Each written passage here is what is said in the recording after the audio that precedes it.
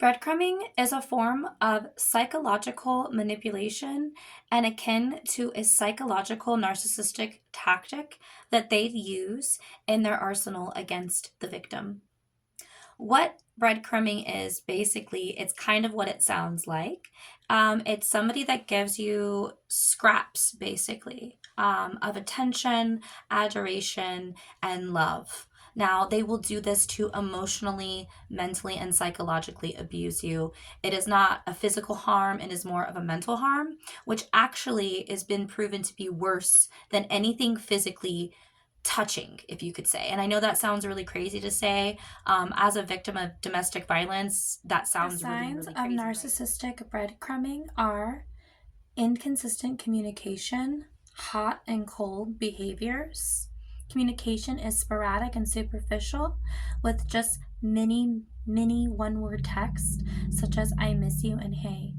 Vague future plans, also known as future faking. They might allude to romantic future plans, talking about someday and when but absolutely have no plan of ever making an effort to having it come true.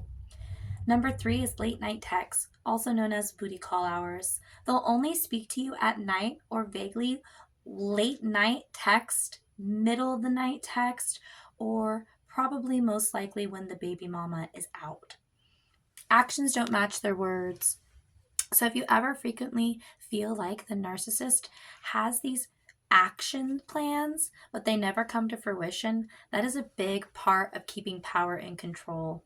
Exclusion from their life. They'll almost always make you feel this small, keep you in a box, keep you hidden, or keep you on the side, because that's what narcissists like to do. They keep you on a little mini string that they like to pull on just enough to keep you in, but all the way out at the same time. Emotional manipulation is one of their tactics that they like to use the most because it keeps you in a constant cycle of hope and disappointment. It wears you down, makes you look haggard, makes your cortisol go up, make you gain weight, feel bloated, unappreciated, and unworthy. Why do they do this, you ask? And that's something that I really have been studying.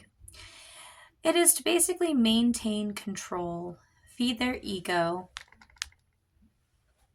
avoid any real intimacy, I love you commitment plans, using you as a backup plan, putting you in what we call the harem garage for later so they can rotate you whenever they need new narcissistic supply. And basically to test their power, to see how stupid that you still are, to fall for their games and their tactics once again.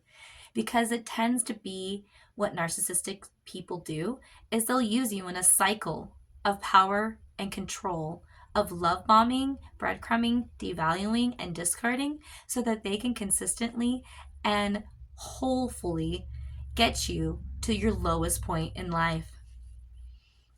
If you're looking for more narcissistic tactics, narcissistic points of reference, you can look on my shorts. You can follow, like, subscribe any way you want to my channel, Memoirs of a Morgan, where we like to talk about different types of abuse